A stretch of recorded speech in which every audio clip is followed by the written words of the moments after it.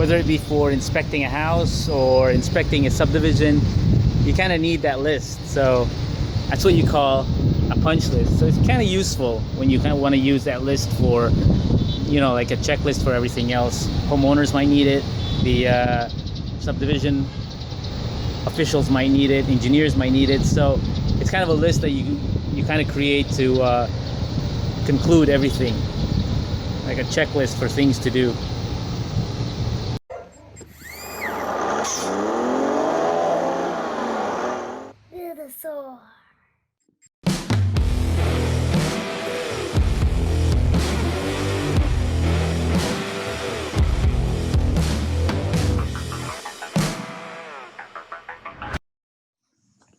Build-A-Saur presents how to inspect a house you are buying.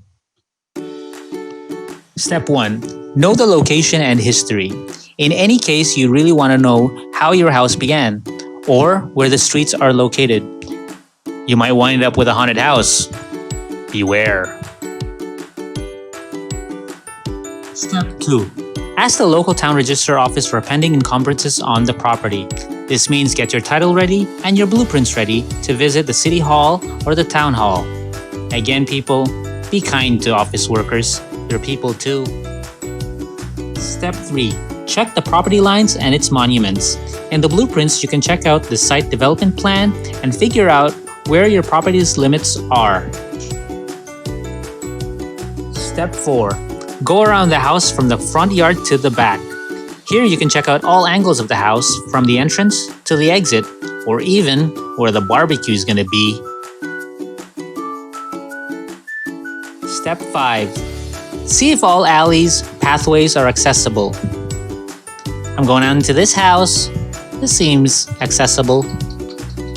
And going out the next.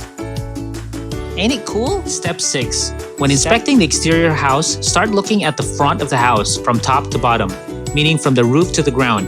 Do it for all the sides. This way you can see the general look if there are discrepancies, dilapidations, and level settings. Step 7.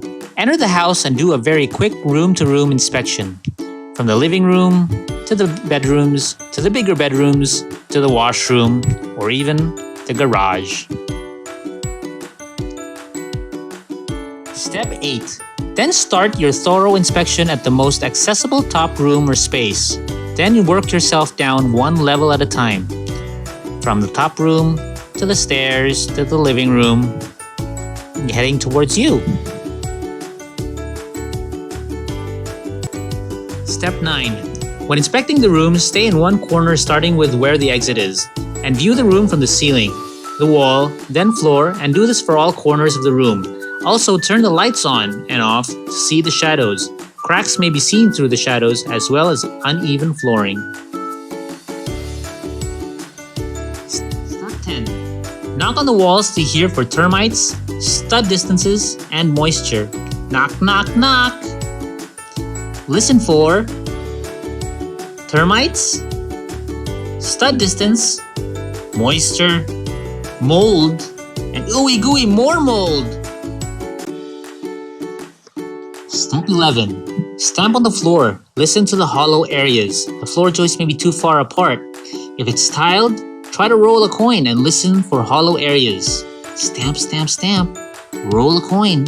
Listen for hollow sounds. Step 12. Check all the doors, windows, and openings. Check for the widths, the heights, the hinges, the doorknobs, especially the locks, to keep us safe. Step 13. Check all plumbing fixtures. When checking your washrooms and kitchens, make sure the faucets, toilets, lavatories, and other plumbing fixtures are well maintained, functional, and available in any hardware store, just in case you want to replace one. Step 14. Check all pipes and fittings, outside pipes, indoor pipes, and the water meter. Make sure to check out leaks, rust, especially rusts on joints. Also check for unpaid delinquent billings on water billings. Step 15. Check all lights and outlets. When checking out switches and plugs, make sure they are all functional. There are usually bulbs and some appliances available when doing an inspection. This way you'll find out which one works and which one doesn't. Step 16. Check all electrical lines, conduits, and panel boards. Conduits and electrical lines are usually placed before pouring concrete or placing walls. The panel boards are used to encase the breakers for safety purposes and should be accessible during emergencies. Step 17. Check for structural cracks on beams, supports, and foundations. This part usually requires a little bit more experience to look at, but to simplify, if the cracks are usually diagonal and on the beams and columns, that's usually something to verify. Step 18. Fireplaces and condemned crawl spaces. These areas are the most left alone. Some even wall them up or left not being paved. It would be best to have these areas aired out, finished, or sealed to avoid pests and drafts. Step 19. The kitchen, cupboards, and millwork. The kitchen is the most used area in the house. It would be very ideal if this area would be the most up to date. If the counters are tiled, make sure they are intact and well polished. Millwork, on the other hand, should not be moist and should be very well fastened to the walls. Step 20. Visit the premise on a rainy day to see the drainage access as well as existing vegetations. Existing vegetations is key to keeping the ground sturdy. If you find the area to be damp and swampy, there would most likely be a drainage problem. Hope you enjoyed this video. I hope it was helpful. It's kind of hot, but hope you enjoyed it. Summer's calling.